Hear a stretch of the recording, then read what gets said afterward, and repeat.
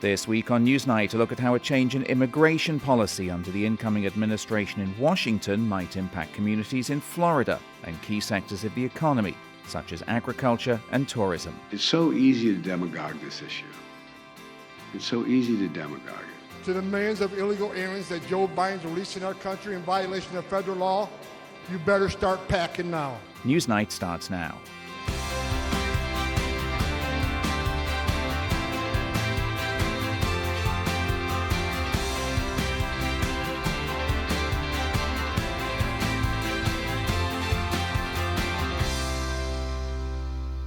Hello, I'm Steve Mort. Welcome to Newsnight, where we take an in-depth look at the top stories and issues in Central Florida and how they shape our community. Tonight, we're going to spend some time looking at immigration. It's a top priority for President-elect Trump, who's promising mass deportations once he begins his second term this month. And a pledge to end programs such as temporary protected status, which shields some immigrants from deportation, could have a significant effect on Florida, which is home to the largest number of TPS recipients in the nation and where more than a fifth of the population is foreign-born. First tonight, Newsnight's Crystal Knoll spoke to three people, all with different immigration experiences, but all of whom share concerns for the future. Because they fear being targeted for immigration enforcement, they requested we withhold their last names. Rollins College student Daniela has big dreams: to be a violinist in an orchestra. She says she wants a piece of the American dream. Would you say that the dreams and hopes you have in the United States are attainable here, but if you were to go back, they're no longer attainable? No, they're not sustainable, honestly. Daniela says her and her family had built a comfortable life in Venezuela, but as the economic situation in the country deteriorated, access to health care for Daniela's grandparents and mother became scarce. They're now among the nearly 300,000 recipients of temporary protected status in Florida, according to the Congressional Research Service. President-elect Trump has vowed to end TPS, which protects nearly 1 million people in the U.S. from deportation to countries facing security crises such as Ukraine, Haiti, and Venezuela. I'm a little afraid of their eliminating the TPS, because then what am I going to do? What other immigration status I can have if it's not TPS? And I don't have enough time to consider applying for residency. Ending TPS is just one of the incoming administration's pledges on immigration. Donald Trump says he's planning to declare a national emergency to carry out mass deportations of immigrants who are undocumented, and there might also be a push to end birthright citizenship. The possibility of deportation is looming in the back of Olivia's mind. That is why she wants her identity concealed. She came to the U.S. from Honduras on a tourist visa 6 years ago, but overstayed and gave birth to her son, who has special needs. Olivia says she missed the deadline to apply for TPS because, according to her, she had no intention of staying, a decision she now regrets. I'm nobody anymore. I'm hidden and I don't exist. Even though we pay taxes, even though we contribute to the government, I have no right to receive anything in return. Olivia says she's fearful of potential workplace raids. It's truly a constant fear, now more than ever. Every day you don't know when they'll stop you or when they'll tell you that your time is up. Meanwhile, TPS was never an option for Mexican immigrant Yolanda. She fears her time in the U.S. may be coming to an end. Back in 2003, it took her and her family 5 attempts to cross the southern border. I never thought about coming to the United States. My reason for coming was for my children because we had a very hard life back home. There weren't many educational opportunities. My husband, their father, was an alcoholic and would beat me and my children a lot. Since then, she's worked in a plant and flower nursery in Florida, enduring long hours, hot days, and harsh conditions. Yolanda says she is grateful, however, to have been able to raise her kids in the U.S., but is worried about potential neighborhood raids and being deported. According to her, she has no family left in Mexico and nothing to go back to. Do you consider this your country? Well, right now I'm a little embarrassed to say it, but I do like it, and I consider it my country. I've been here for 23 years now. as uncertainty faces millions of immigrants with or without documents. President-elect Trump has vowed to move quickly on his immigration plans. But immigrant rights groups have cast doubt on his administration's ability to carry out mass deportations and have already begun filing lawsuits to try to protect those in fear of removal. Crystal Knowles reporting there. Well, the incoming administration's plans certainly have some support. Polling shows public backing for deportations has grown in recent years, but a majority still favors a pathway to legalization. The founder and president of the nonpartisan Florida Policy Project, Jeff Brandes, is a former Republican state senator. He's critical of the Biden administration, and he says he backs a balanced approach to immigration. The United States needs immigrants. It's a country of immigrants. But we need a legal process by which to bring people into this country. And we can't have huge amounts of illegal immigration and have a sustainable pathway, especially if we're providing government services on the back end to those who are in need. So there is a balance that has to be struck. Clearly, the last administration let things go and really had a border policy that was unsustainable. And I don't think anybody from either party believes that it was sustainable to just allow for millions of people to resettle here on an annual basis. So we have to find a pathway forward. I think there will be this hard pendulum swing to the right. But ultimately, we've got to find a way to have legal immigration that meets the demands of this country, that allows people to seek opportunity and hope, and that we're getting the best and brightest from around the world. Former Republican State Senator Jeff Brandes, founder of the Florida Policy Project. Well, let's bring in our panel now to break it all down. Joining us in the studio this week, Randy Hildreth from Fox 35. Good to see you, Randy. Good to see you. Joe Mario Pedersen, Central Florida Public Media. Nice to see you, Joe Mario. Hey, good to be here. And for the first time here on the program, Marcial Leyva from Spectrum News 13. Thanks for coming, Marcial. You've covered a lot of these immigration issues, so we're excited to have you. Randy, let me start with you on this one, and we'll talk about unauthorized immigration if we can, which the president-elect has sort of said will be a priority for enforcement. Big picture, do we get a sense of how dependent Florida's economy is on undocumented labor? Well, this has certainly been a big topic of the conversation, the impact of these policies. If we focus just on Florida, some have argued that there could be a significant impact on Florida's economy if we roll out these mass deportation policies. For context, 5% of Florida's population, or roughly 1.1 million residents, are considered undocumented. So just working with the framework of numbers. That's a lot. Now, exactly. So people who are pro-immigration reform are arguing that undocumented immigrants may take from the economy, but some analysts, researchers are quick to point out that undocumented immigrants are really adding to not just the fabric of our society, but dollars and cents. I read an article this morning from the Florida Policy Institute. They released a report in July of 2024 indicating that $1.8 billion in state and local taxes are paid by undocumented immigrants. We're talking sales tax, property taxes, business income taxes. In addition to just focusing on the numbers, we also have to look at the jobs that undocumented immigrants typically hold. We're talking construction, agriculture, tourism, industries that really keep our state thriving. Central Florida, for example, or Disney World, the tourism industry is a bustling part of what keeps Central Florida running, for example. Yeah, and I want to talk about that in a moment. I want to talk about agriculture first, which the state estimates to be about an $8 billion industry thereabouts. I mean, what are the projections, Joe Mario, for how the incoming administration's enforcement plans might affect farms particularly? If you're looking at the workforce, about 40% of the agricultural workforce is estimated to be undocumented immigrants, right? And like Randy was saying, as far as that's concerned, if you remove those people, that has huge economic impacts on all of us. You know, Americans actually enjoy some pretty great benefits from the labor of undocumented immigrants, right? With them working, we see more revenue, obviously, for farmers, and with that more revenue, there's more jobs. With more jobs, there's more money going into the economy. Of course, that is able to keep taxes lower, because as you had mentioned, you know, undocumented immigrants also have a positive impact on that. So, you know, remove that, and you see less revenue, you see less jobs, and you see higher taxes. Florida's new state Senate president was asked about this issue recently in a briefing that I watched.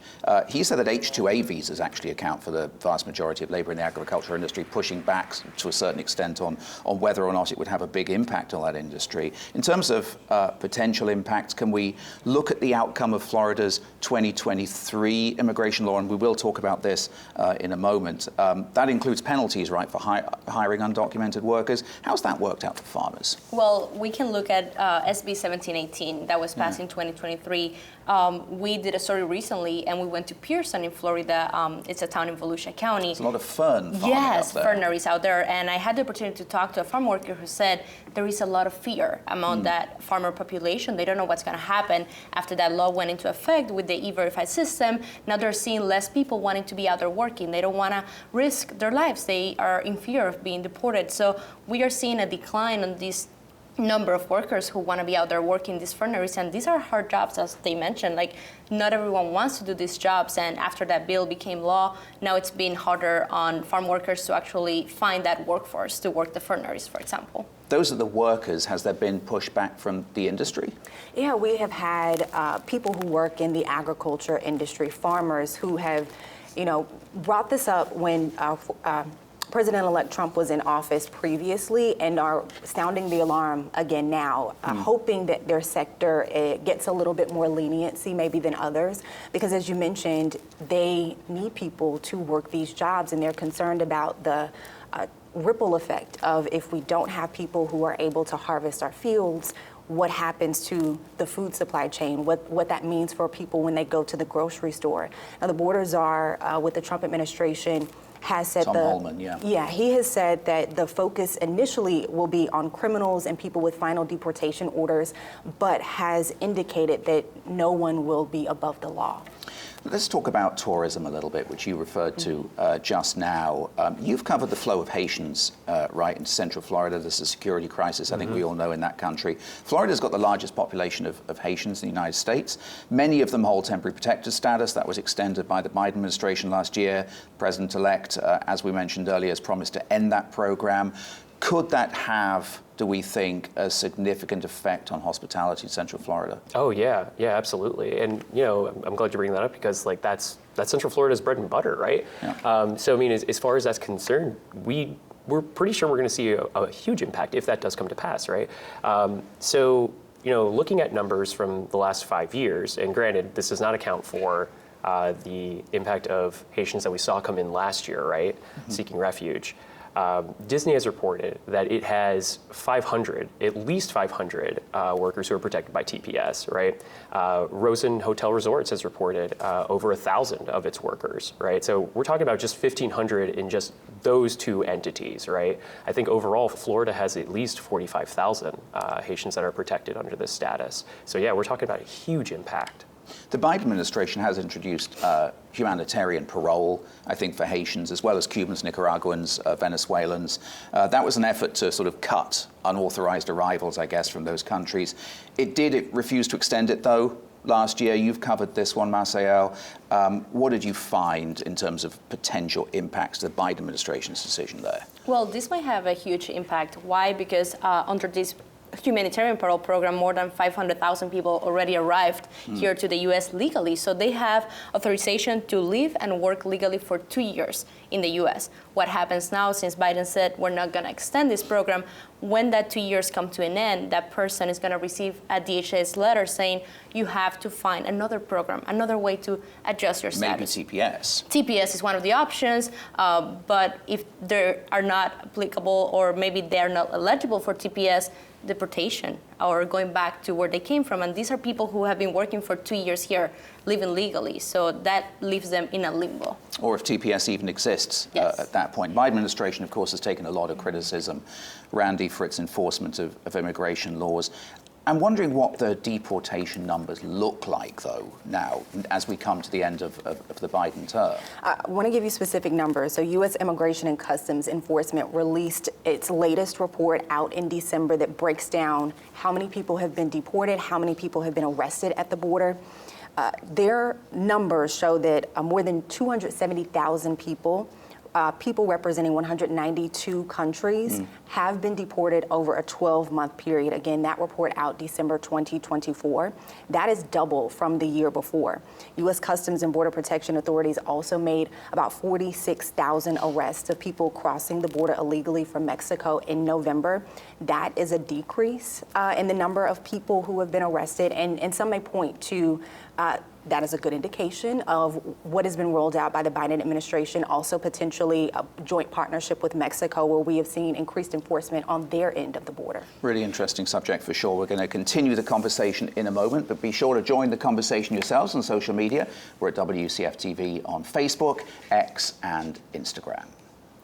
Well, Governor DeSantis said this week he wants the Florida legislature to hold a special session to prepare for immigration measures likely to be implemented in the second Trump administration. So let's talk a bit about some of the upcoming legislative efforts already in motion on the state level. Newly elected State Senator Randy Fine from Brevard has filed a bill for this year's session to end in-state tuition for Dreamers, including DACA recipients. DACA, Deferred Action for Childhood Arrivals, is an Obama-era program. Florida State Senate President Ben Albritton says he supports phasing out the in-state tuition policy over time, and he says he's open-minded about allocating Florida resources to assisting federal deportation efforts. I want to be part of the solution because I mean what I say. I believe that citizenship matters. It should matter. It's what this country's founded on. You know, let's see what happens, and then let's see what the Florida Senate, Florida House, the Executive Office of the Governor, let's see what it all looks like and figure out, you know, what that looks like for Florida resources.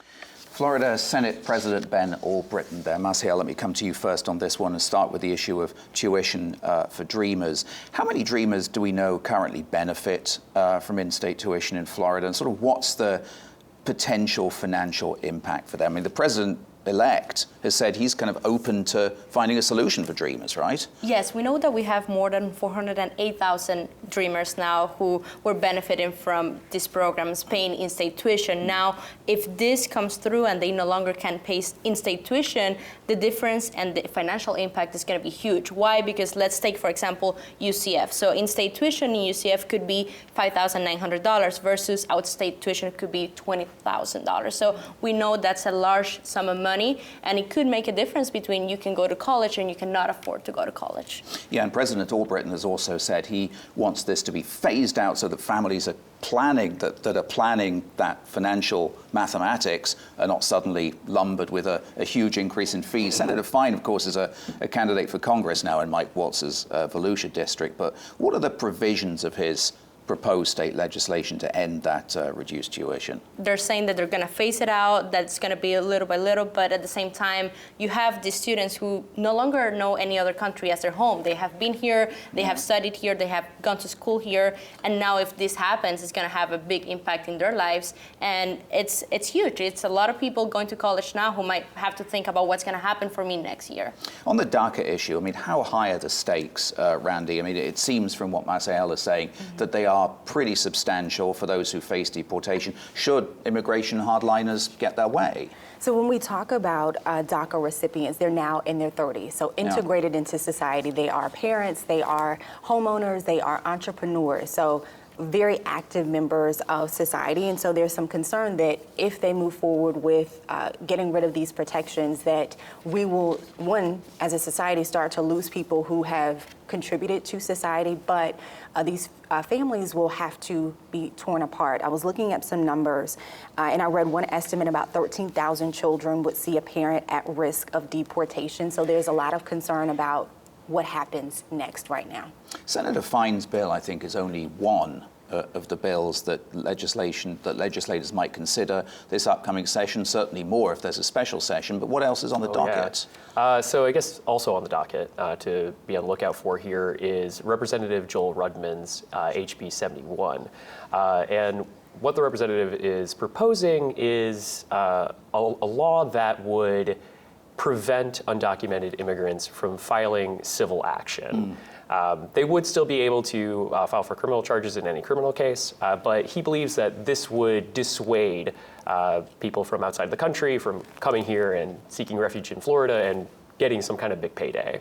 Yeah, the government discussed immigration, the governor, I should say, discussed immigration this week. What have state leaders had to say about the potential implications of mass deportations in Florida and whether or not they'll support them? I think if you had asked me this question a couple months ago, the answer might have been different. State leaders for some time had said, we will defer to the federal government for mass deportation policies. But in the last few months and this week, we have started to see state lawmakers and state leaders have an opinion, or at least voice their opinion about mass deportation policies.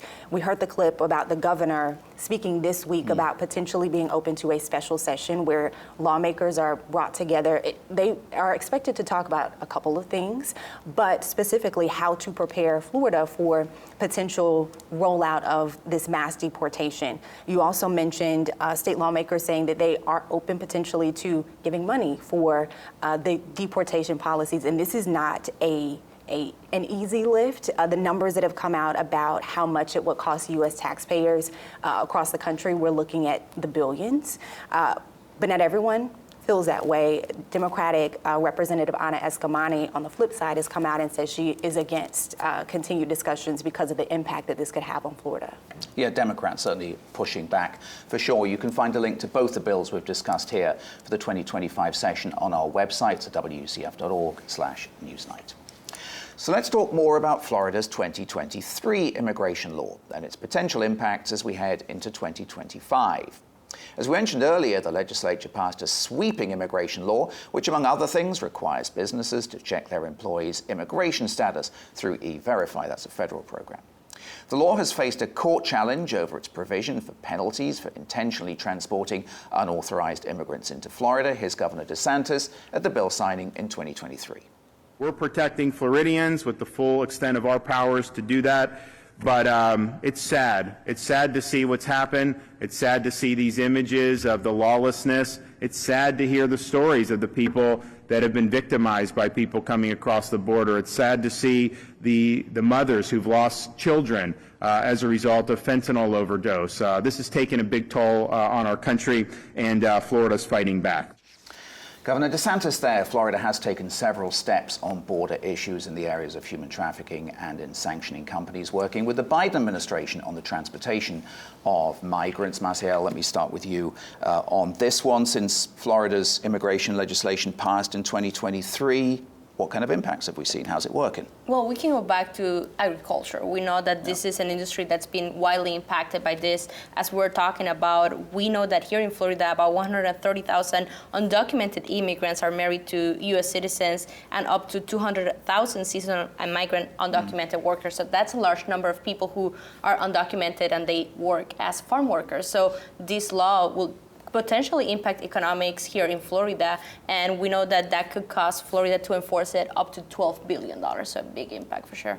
What are you seeing? When we talk about how it is working, I think someone argued that when it was drafted and signed into law, the hope that it may have a chilling effect, and if that was the intention, potentially we are seeing this. There was a survey done in Hillsborough County that spoke with undocumented immigrants and then immigrants who are legally allowed to be in the United States. And it was interesting that about a little over 40% say that they knew someone who had decided to leave Florida because of the new laws that are being rolled out. So if the intention was to make people concerned or to kind of force people out, then some would argue it is working. And of course, back as the bill says, this is not about a chilling effect. This is just about enforcing the laws that the federal government should be enforcing. The Florida legislation also requires hospitals, Joe Mario, to ask for the immigration status of patients. I think you and I have discussed this on the program before. There is a similar rule in Texas. I think we talked about this when it was first signed into law. What have we seen since then? Well, we've seen a lot, but important caveat to that. We should say, by the way, that you cover healthcare. I do. And we did a big project on this over at Central Florida Public Media, and as you said, you're absolutely correct. Hospitals were required to ask that citizenship question, right? But patients were not required to answer that question. The question just had to be asked. So, that being said, we got this dashboard regarding the 2023 year about what healthcare looked like and how undocumented immigrants may have impacted that, right?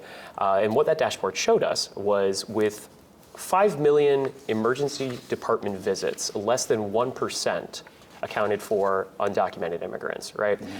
That's not the number I think that Florida leaders were hoping to see with that publicly available information. The number that they have been throwing around, though, has been the $566 million of expenses incurred, right? But critics have a problem with that number too. Mostly it's because we don't really understand the methodology of how we got to that number. Expenses incurred is not the same thing as the cost of care, right? Because expenses incurred doesn't account for what has been reimbursed, right? And we're talking about insurance, and undocumented immigrants can have private insurance, right? Through marriage status, for example, right? So we don't know what that actual number, what the cost of care actually looks like, and nor do we know how many people actually contributed to that.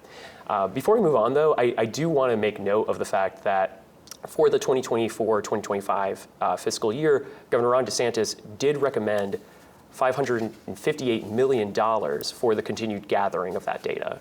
Well, it's a fascinating subject, and I think we could probably talk about it all day, but we are all out of time, sadly. Before we go, as we mentioned on the show last week, several new laws came into force on January 1st here in Florida. One of them, Florida's law on homelessness. People can now sue local governments if they do not enforce the state's ban on public camping. We'll be talking about the legislation next week as part of a collaborative initiative of independent local news outlets working towards a more informed and engaged Central Florida. Join us for that next Friday night at 8:30 here on WCF. But that's all the time we have for this week. My thanks to Randy Hildreth, Joe Mario Pedersen, and Marcia Lever. Thank you guys so much for coming in. Thanks for having us. Good conversation today. We'll see you next Friday night at 8:30 here on WCF. From all of us here at Newsnight, take care and have a great week.